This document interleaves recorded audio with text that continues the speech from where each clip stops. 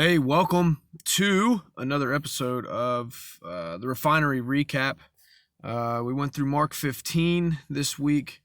Sorry, the scenery's a little different. I got called into a job. Didn't get a chance to record yesterday, Saturday. So we're recording a day late. But it's the same message. I'll probably keep it a little shorter because I don't have my notes with me. But I remembered we didn't record yesterday, and I planned on releasing a video yesterday for the Forge, more on testing and what we had going on yesterday, but I haven't gotten it ready to upload yet. So we're going to do our recap and then stay tuned for all the stuff we had going on yesterday. We have a video put together. But Mark 15, man, is just straight the trial to the execution, right? Delivered to Pilate. Pilate doesn't want anything to do with it. And then finally he's like, man, enough. Yeah, whatever. Okay. I'm going to give them what they want. And something that kind of got brought up is like, man, the only reason that he turned Jesus over to get crucified was because he didn't want the people to riot and, cause a scene, right? Like, hey, if you don't agree with us and crucify this guy, then we're going to riot and make your life miserable. And so to make himself comfortable, keep himself comfortable, he did what they were demanding, because he didn't want riots, right? And Jesus is asked multiple times, like, who are you? Are you who they say you are? And it's just incredible, right? Jesus at any point could have been like, yeah, this is who I am. But didn't, right? Because he knew what his task was, what his mission was, and he didn't try to talk himself out of it, didn't try to get himself out of it.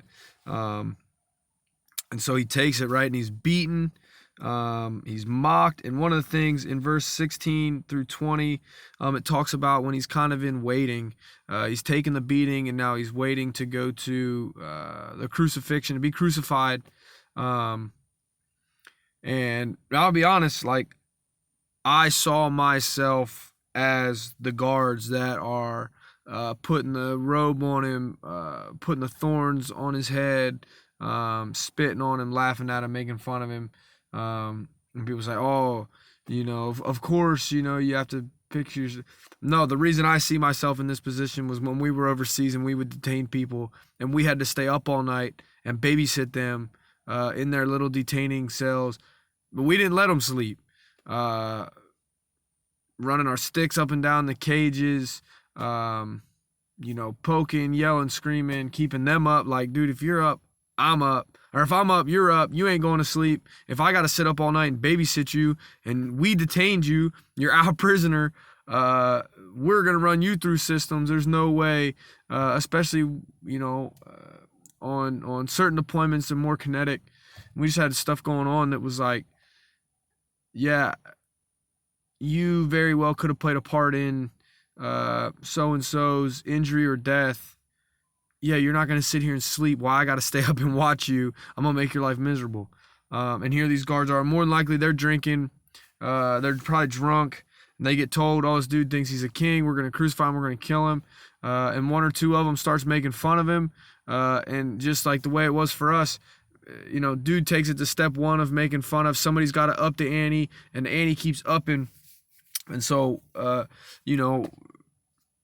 reading that yesterday, it was like, man, this is where I see me. I see myself as one of these guards mocking him, right? And then it goes on. Jesus is nailed to the cross. The cross is stood up, and people are mocking him, right? Save yourself. They're telling him, come on down from there. You can save other people, and supposedly you raise people from the dead and save all these people's lives. But then come down off that cross. And we were talking about how much humility it takes to, you can do it. There's nothing holding you up there, but except for you're leaving yourself up there, right?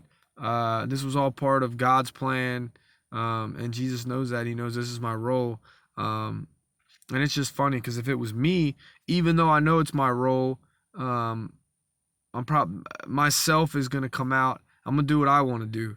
And we were just talking about, we're supposed to be quick to listen, slow to speak.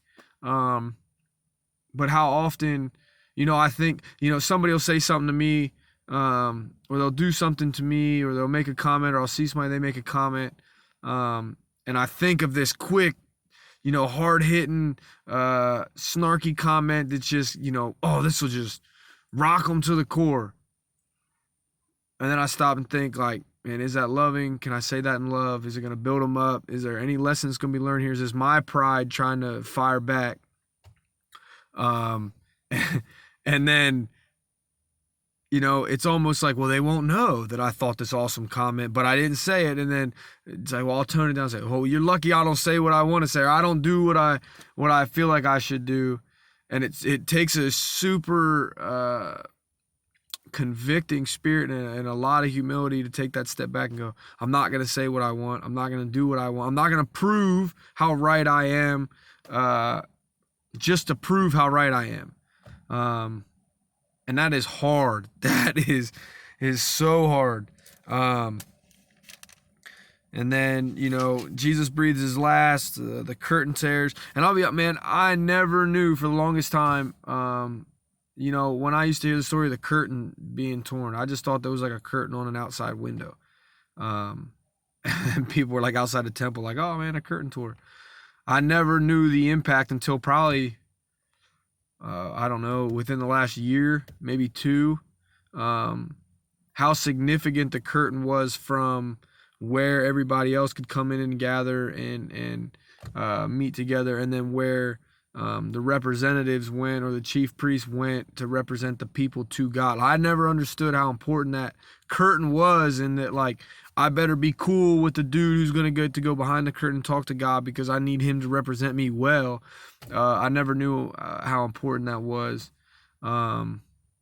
especially the idea that once that curtain is tore, we don't need somebody else to represent us. Jesus is our representative, our ambassador, our lawyer. I mean, he's our lawyer. He's the one that's going to go stand in front of us and pitch the case that we get to go into heaven. You know what I mean?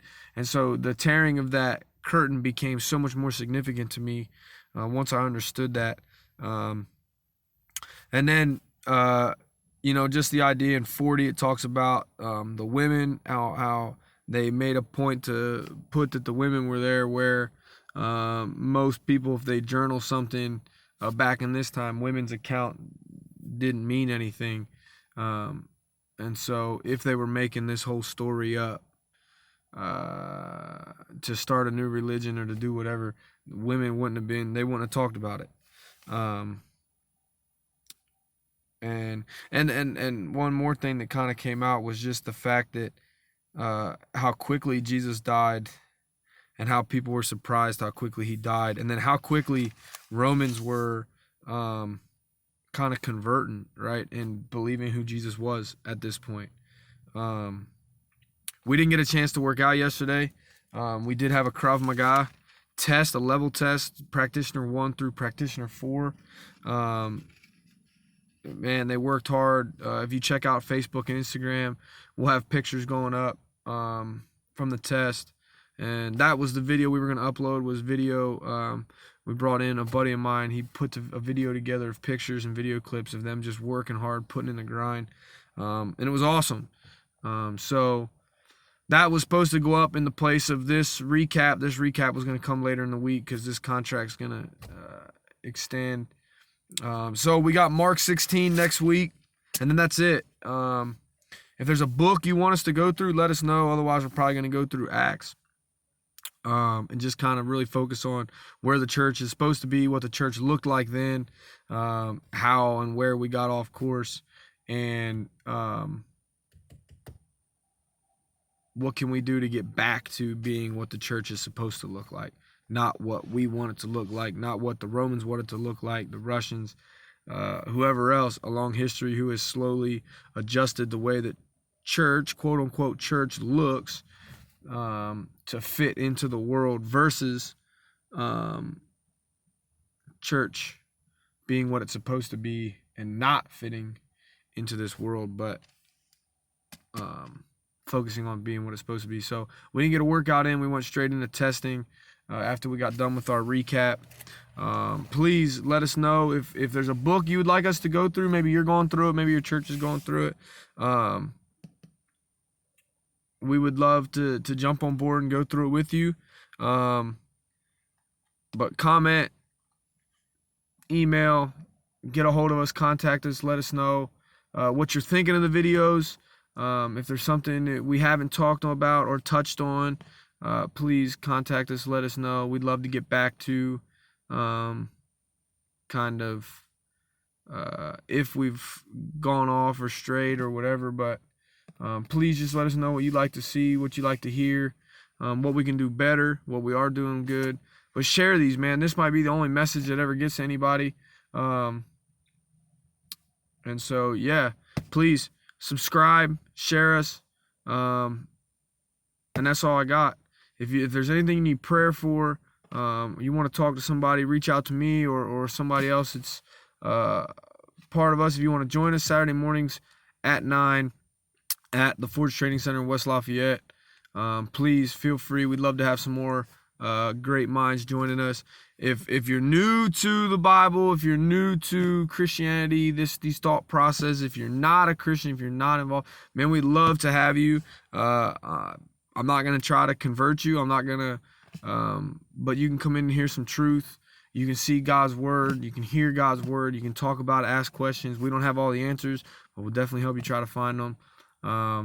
If you like working out, join us. If you don't like working out, join us. We'll make things adaptable, but please don't be afraid to come in, check us out, have a good time.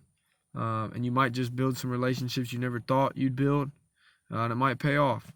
And hopefully we can sprinkle a couple seeds somewhere along the way, and they'll sprout into good fruit. So subscribe, join us. Thank you. If you made it this long, I don't know why. But I appreciate the support. God bless you guys. Enjoy your week. We'll see you next week, Mark 16. If there's something that comes up, if you read Mark 16 before Saturday, please email me thoughts and concerns or questions that you have about 16 so I can bring them up and we can talk about them and get back to you in the recap. All right. Have a great week.